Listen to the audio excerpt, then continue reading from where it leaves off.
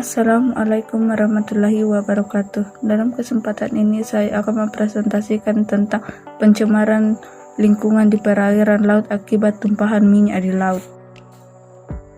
Sebelum itu, apa sih pengertian pencemaran laut?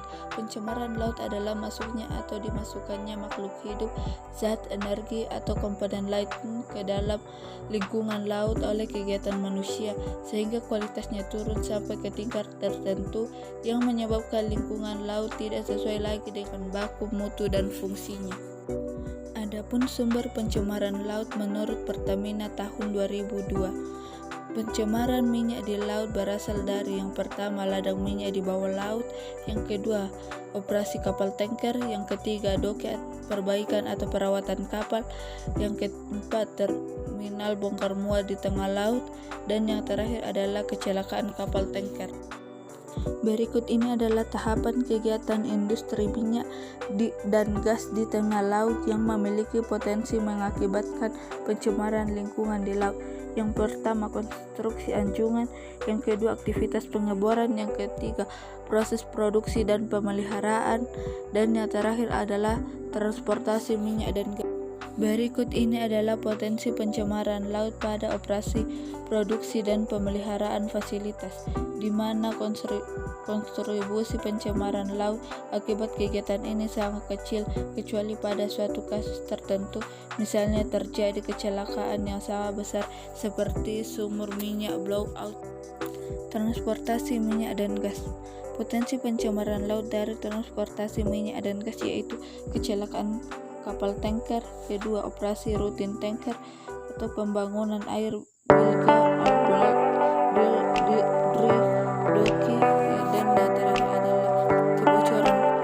Berikut ini adalah kasus pencemaran minyak di laut. Tumpahan minyak Amantara tahun 2009. Berikut ini adalah faktor-faktor yang saya kumpulkan. Yang pertama terjadi pada tanggal 21 Agustus tahun 2009, di mana kejadian ini berlangsung hingga 74 hari. Yang kedua, ladang minyak